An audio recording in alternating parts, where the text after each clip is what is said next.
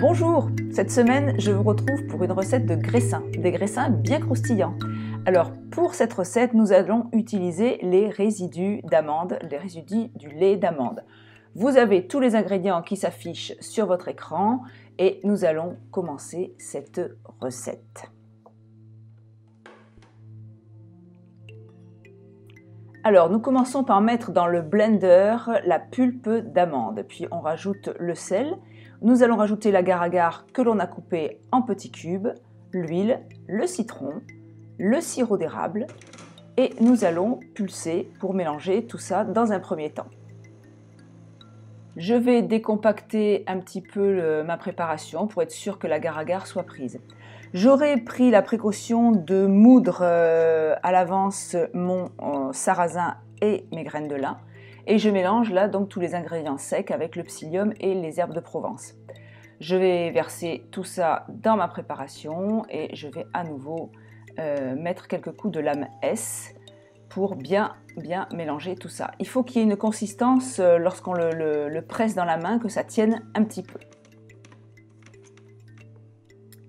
Maintenant, on va passer à la réalisation de nos graissins. Alors j'utilise la petite boule à glace pour avoir des portions toutes identiques. Ça va me permettre de faire des petits graissins qui auront pratiquement tous le même poids. Donc voilà, je fais toutes mes petites boules et délicatement avec les mains, je roule ces petites boules et je forme donc des petits bâtonnets. Alors j'essaye de faire des petites arêtes sur ces bâtonnets parce qu'en déshydratant, tout ce qui est arête va être plus croustillant que ce qui est plein. Donc voilà, donc je fais des formes de graissins et puis je vais faire également des petites formes de petits pains plats. Vous auriez pu également les écraser et faire des petits fonds pour pouvoir les remplir après, des petits fonds de pizza. Enfin, toutes les formes sont à exploiter et je laisse là votre imagination travailler.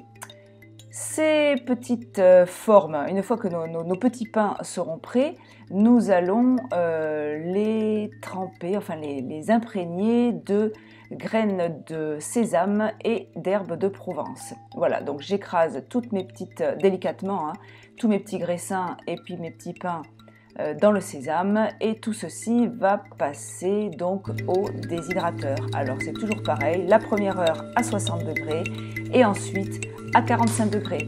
Je vous dis à tout de suite pour les résultats. Et voici donc nos petits graissins tout croustillants qui ont passé 12 heures au déshydrateur. Ils croustillent comme les vrais. Alors, si vous voulez des petits pains plus moelleux, vous pouvez les déshydrater simplement 8 heures, mais au niveau de la conservation, il faudra les mettre donc dans une boîte hermétique et les mettre au frigo. Et pourquoi pas les déguster avec mon pesto de spiruline que je vous invite à retrouver en vidéo. Voilà. Pour ceux qui ne sont pas encore abonnés à ma chaîne, je vous invite à cliquer là-dessous sur s'abonner. Et je vous rappelle également que j'organise des stages pratiques sur Perpignan cet été. Vous avez un stage au mois de juin et au mois de juillet.